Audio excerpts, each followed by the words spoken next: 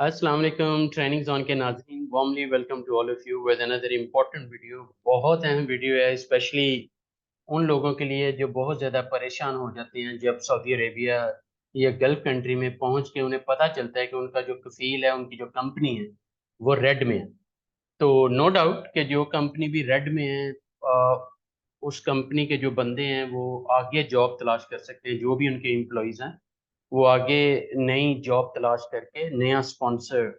किसी और कंपनी में तनाज़ुल ले सकते हैं। लेकिन चूँकि आप फ्री वीज़ा पे एक हैवी इन्वेस्टमेंट करके गए होते हो और उसके बाद जाके अगर आपको दोबारा से तनाज़ुल लेना पड़ेगा या नई जॉब तलाश करनी पड़ेगी, तो ये बड़ा एक हेक्टिक प्रोसेस है। लेकिन फिर भी क्योंकि आप सऊदी अरेबिया में हो, तो आपको हल तो निकालना पड़ेगा। अगर तो आप चाहते हो कि फ्री वीज़ा पे रहना है, तो फिर डेफ़िनेटली आपको नया कफ़ील तलाश करना पड़ेगा, जिसके साथ आपको अपनी जो कफ़ालत है, वो भी सेट करनी पड़ेगी। एंड मोस्ट इम्पोर्टेंटली वो जो कंपनी है, जो कफ़ील है,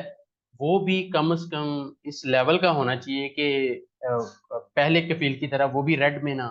जाने वाला हो, या अक्सर कभी रेड में तो कभी ग्रीन में। तो इस तरह के कफ़ीलों से, इस तरह की कंपनी से आपको बचना पड़ेगा। और कई ऐसे हमारे दोस्त हैं कि वो इमीडिएटली वीज़ा बाय कर लेते हैं, और जब वहाँ पहुँचते हैं तो पता चलता है कि कंपनी ने तो बस वीज़ाज़ लेने के लिए और बंदों को ये वीज़ा सेल करने के लिए वो कंपनी ओपन की थी, और अब उस कंपनी को जो है वो द डैम केयर कि वो रेड में जा रही है या कहाँ पे जा रही है, क्योंकि उनका जो मकसद था वो यही था कि आपसे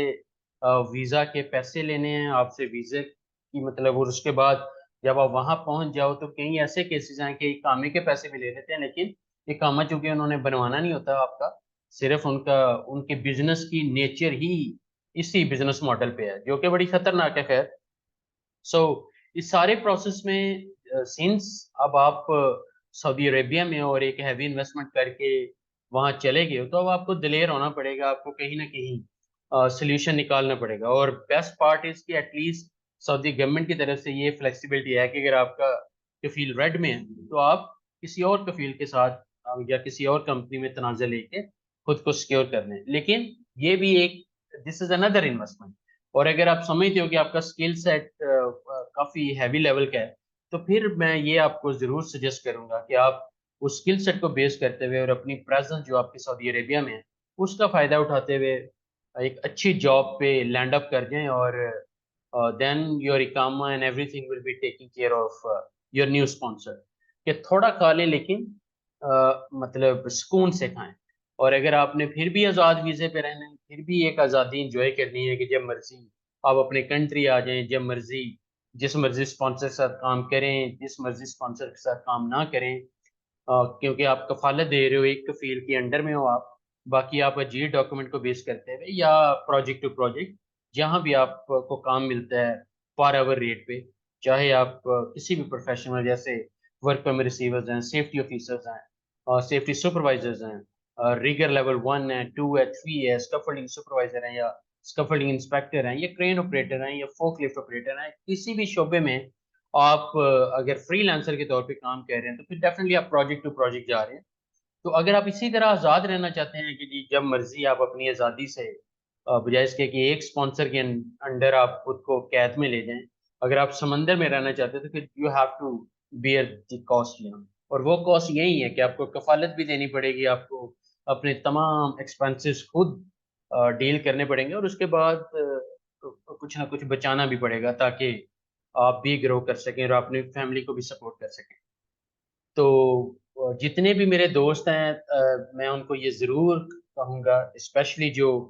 ये विशफुल थिंकिंग लेके बैठे हैं कि उन्होंने सऊदी अरेबिया या यूएई या किसी भी कंट्री में जाना है, गल्फ स्टेट्स में स्पेशली, तो वो वेरीफ़ाई लाज़मी करें कि वो कंपनी कौन-सी है, उनकी गुडविल किस तरह की है, उनका स्ट्रक्चर कैसा है। वो बिल्कुल एक स्मॉल कंपनी है या कि एक बड़ी कंपनी है। उस कंपनी का इकामा 96,000 में 9600 पर ईयर में बनेगा, या कि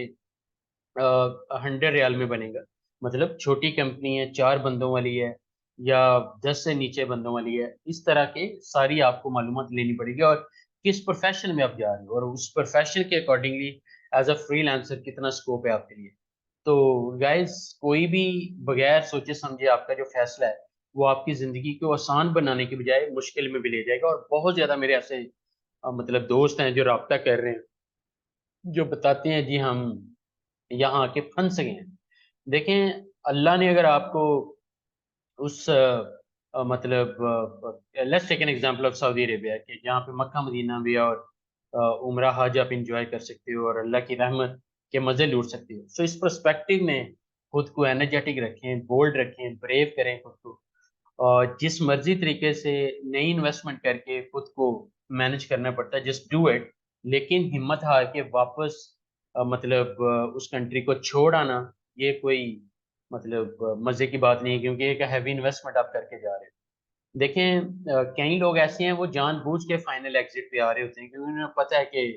اگر چھٹی لگوائیں گے اور وہاں سے واپس آنے کا دل نہ کیا تو 3 4 5 سال کا بین لگ جائے گا. بیٹر ہے کہ فائنل ایگزٹ پہ جاؤ اور نئے ویزے پہ واپس آ جاؤ. تو اس طرح کے بھی کیسز ہیں, لیکن ان کو بھی میں یہ بتاتا چلوں کہ اس پہ میں ایک نئے ویلاگ بھی بناؤں گا کہ اگر آپ مطلب فائنل ایگزٹ خود سے لے کے آ رہے ہیں اور دوبارہ آپ کا جانے کا ارادہ ہے تو اس میں کون کون سے فیکٹرز ہیں جو آپ کو سیریسلی اپنے ذہن میں رکھنے پڑیں گے تاکہ کسی بھی مشکل سے بچ سکیں. اپنا خیال رکھیے گا اپنے ٹریننگ زون چینل کا بھی. آل the best, be brave, be bold, and never give up. Take care of your self.